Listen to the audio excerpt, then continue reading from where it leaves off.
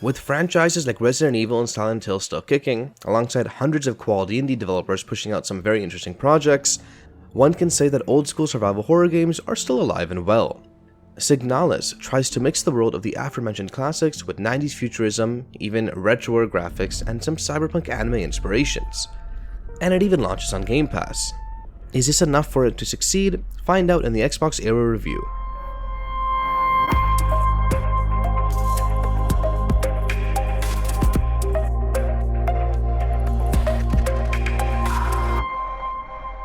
The player awakens after a premonitory message on a futuristic screen tells us to, indeed, wake up. It's not the Matrix, nor a chop suey by System of a Down. It's the start of this adventure in a dystopian future as a long-slumbering, female-looking replica, a robot basically, finds themselves on an abandoned spaceship in an icy planet. Getting out of it is a mini-puzzle in itself, and we already start seeing how the game functions. Namely, fairly close-up top-down views of halls leading to further corridors and doors, each behind an extremely short loading screen, in what feels like an even older school version of previous horror games like Resident Evil or Dino Crisis, but this time with more of a futuristic vibe.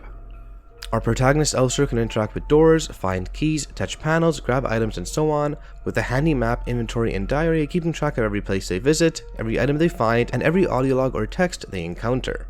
This inventory system presents one of the first roadblocks, however, as the game imposes a strict 6-item limit from the start. This isn't immediately a problem, as in the first hour or so it's unlikely for you to find that many items, but it becomes a major issue when an important key or item can't be collected because the inventory is full, forcing the player to travel back to the nearest save point to deposit things that may or may not be needed very soon. Funnily enough, there is a lore reasoning as to why the player can only carry 6 items, but it still felt arbitrary and needlessly limiting. These save points are fairly sparse in the labyrinth-style bases Aarsal finds on the snowy planet, so the player often has to backtrack a dozen or so interconnected rooms just to find one. These trips can often result in further drama, as the base has these corrupted replicas trying to murder the player at every corner. Not only do they appear in scripted parts of the story, but they can also repopulate previously visited locations as well. The game's old-school combat system comes into play then, with a fairly generous yet very slow and clunky auto-aim making combat more of a chore than something to look forward to. Add in limited bullets, and it's usually preferable to just escape altogether. Indeed, like in Resident Evil and such, most enemies will not follow the player to the next area.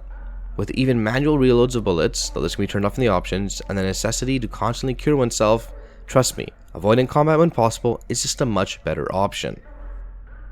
Puzzle solving and exploration are Signalis' bread and butter, however, but unfortunately my experience with those wasn't the most pleasant either. Most of them require the player to keep visiting visually similar corridors and interact with dozens of doors to find new places, where a key item or a card necessary to progress could be hidden on a corner of a table or some other not particularly well noticeable location. Barred from a couple creative enigmas, most puzzles boil down to hunting down keycards, notes, and passwords and combining items like in a point-and-click adventure of old, but without the improvements the genre and its successors have seen in the last few decades.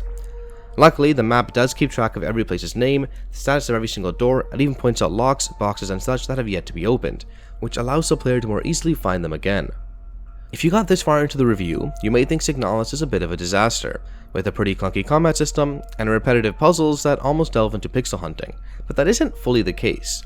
From the opening sequence that combines 8-bit pixel art, Japanese anime-style drawings, cool sci-fi tech, and even a very 90s approach to futurism, all the way to its modernized lights and horror-esque cuts, the formula works in terms of an audio-visual experience, with indeed very good and eerie sounds to boot. One of the most peculiar aspects of this adventure is how the game's increasingly supernatural story has the player jump into a first-person mode from time to time.